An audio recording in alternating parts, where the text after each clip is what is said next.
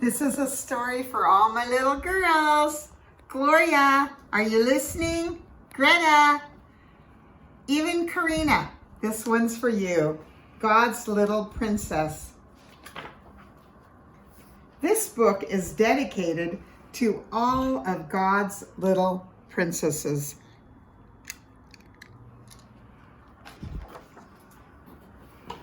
Gigi was a princess. She had known it from birth. Every night when her daddy kissed her forehead, he would say, "Good night, princess. Sweet dreams." At times, Gigi wondered, why didn't they live in a castle, and where were the royal jewels? She assumed they were locked away in a vault somewhere for safekeeping, and when she was all grown up, or 10, whichever came first, they would be presented to her. One thing troubled Gigi. She didn't exactly look like a princess. No matter how hard she scrubbed, she could not get freckles off her nose. And no matter how hard she brushed her hair, she could not get it to lie down and behave. "I so need a crown to flatten my hair," she thought. Gigi's best friend was Frances. Frances was not a royal, but Gigi loved her anyway. "One must bond with one's subjects," she told Frances. "Thank you, Your Highness," Frances replied with the appropriate gratitude.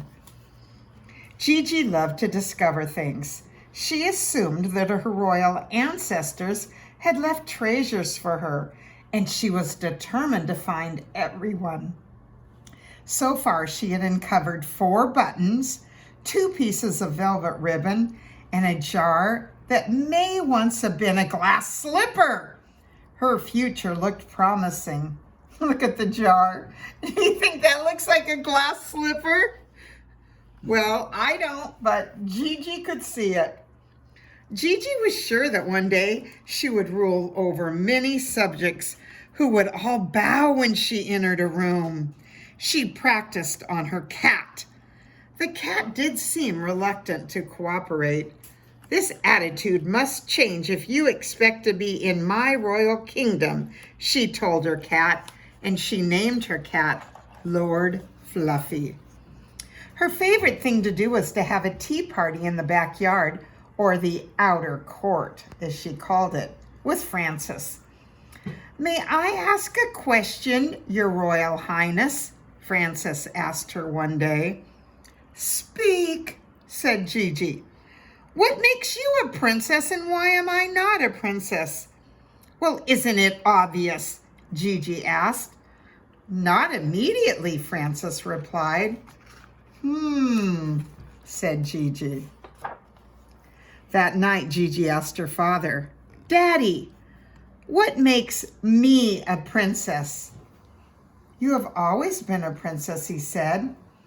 "Yes, but where are the royal jewels, and where is my crown? And when do I begin to reign? I think I'm ready." Her father laughed. "I think you are ready to go to sleep, young lady. Good night, princess. Sweet dreams." The next morning, Gigi decided to clear up the matter with her mom. "Mommy, Frances asked me, what makes me a princess, and why is she not a princess?" "Why, you are both princesses," her mom replied. Look at that face. Gigi was shocked by this revelation. Remember, she always thought she was the only princess. She sat on her bed with Lord Fluffy. "Should I be the one to tell Frances? Am I going to have to share my jewels? Or will she have her own jewels? How will my land be divided? To whom will Lord Fluffy bow first?"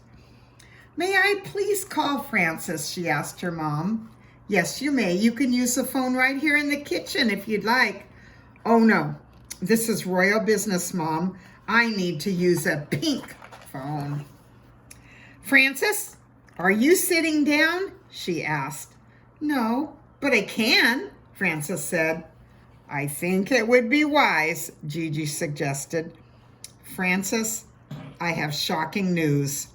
You are a princess too. Well, Frances thought she might faint, but the moment passed. How do you know? She asked. And why has my family been keeping this from me? Does this mean, oh, my daddy is a king? She thought, oh my, this thought had never occurred to Gigi. Life was becoming very confusing, and now she was surrounded by royalty. That night she said, Daddy, are you a king? Why would you think that? He said. Because if I am a princess, you must be a king. Well, you are a daughter of a very great king, Daddy said. He is king above any other king. Tears began to pool in the corner of Gigi's eyes. Aren't you my daddy? She asked.